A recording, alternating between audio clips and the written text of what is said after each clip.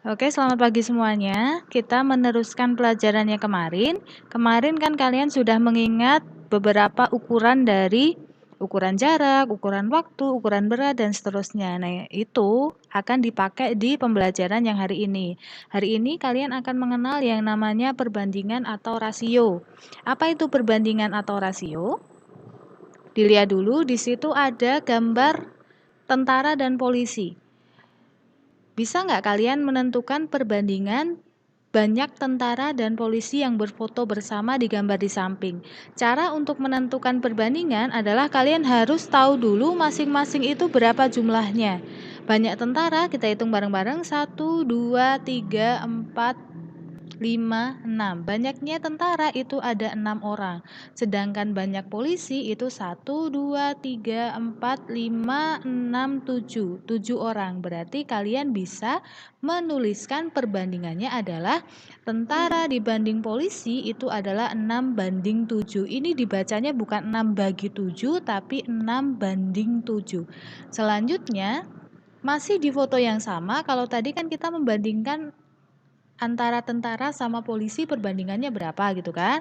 Nah, sekarang kita akan membandingkan jumlah pria dan wanita yang berfoto bersama.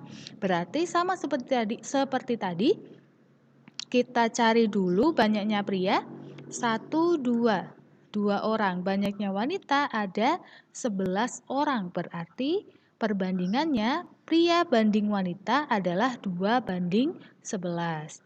Sekarang contoh selanjutnya dilihat. Di situ ada gambar apel dan jeruk. Berapa perbandingan apel dan jeruk yang terlihat pada gambar di atas? Sama seperti tadi juga, kalian harus menentukan jumlah masing-masingnya. Banyak apel itu ada 1, 2, 3, ada 3 buah. Banyaknya jeruk ada 1, 2, 3, 4, 5, 6, ada 6 buah. Sehingga kalian bisa menuliskan perbandingan apel banding jeruk itu adalah 3 banding 6. Nah, kalau sudah sampai di sini dilihat, ini beda. Kalau yang tadi itu kan 6 banding 7.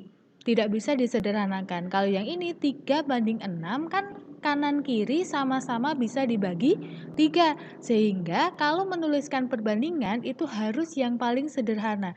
Kalau angkanya yang sini nih, depan sama belakang itu sama-sama bisa dibagi angka yang sama, itu berarti harus dibagi, harus disederhanakan.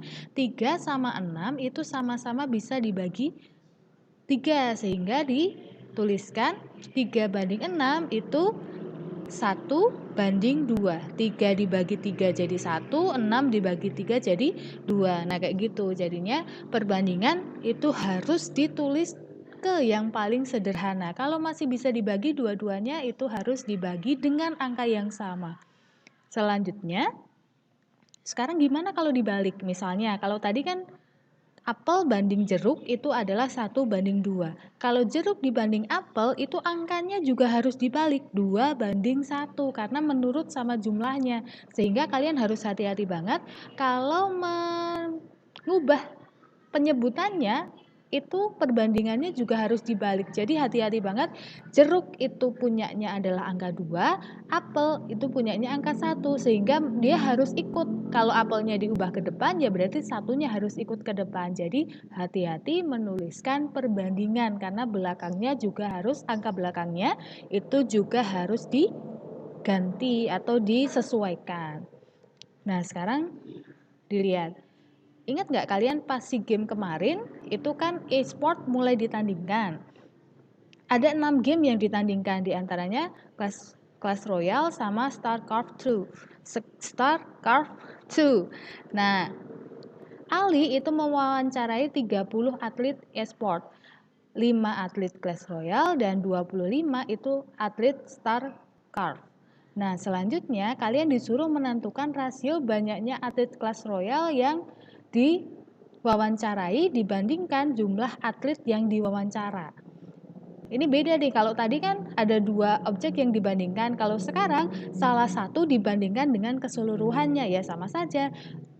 Jumlah atlet Clash Royale yang diwawancarai itu kan 5 orang. jumlah seluruh atlet yang diwawancara itu kan 30, sehingga kalian bisa menuliskan 5 banding 30. Nah, hati-hati, 5 sama 30 itu sama-sama bisa dibagi 5, sehingga kalian harus membaginya jadi sederhana, 5 bagi 5 1, 30 bagi 5 6, 1 banding 6. Nah, gitu ya, jadinya itu caranya untuk menentukan perbandingan atau rasio. Hati-hati sekali. Nah, sekarang kalau ada kata-kata seperti ini, perbandingan jumlah sapi dan kambing yang dimiliki Pak Rohmat adalah 4 banding 5. Nah, 4 itu mewakili jumlah sapi, 5 mewakili jumlah kambing. Mewakili loh ya, mewakili itu bukan berarti jumlahnya 5, itu tidak, tapi perbandingannya, sehingga nanti belum tentu jumlahnya 5, bisa kelipatan 5. Selanjutnya, kalau mau dicari jumlah keseluruhannya, 4 itu kan mewakili si sapi, 5 mewakili si kambing, berarti mewakili keseluruhan jumlah kambing dan sapi yang dimiliki itu adalah 4 tambah 5 atau sama dengan 9. Jadi tinggal menjumlahkan dua angka yang sebagai wakil sapi dan kambing tadi, itu adalah mewakili angka dari jumlahan keseluruhannya. Sekali lagi Bamal ingatkan, 9 itu bukan berarti jumlahnya 9, tapi itu hanya angka pada perbandingannya saja. Nah, sekarang dipakai di mana lagi perbandingan? Kalian pasti pernah lihat peta kan di IPS? Nah, di situ ada skala tuh, di situ ada skala 1 banding 1.750.000. Kalian juga pasti sudah tahu artinya. Nah, ini dari perbandingan juga. Skala itu adalah perbandingan jarak pada peta dengan jarak sebenarnya. Nah, biasanya itu dalam satuan sentimeter. Nah, gambar di samping kan 1 dibanding 1.750. Artinya 1 cm itu mewakili 1.750.000 cm jarak sebenarnya.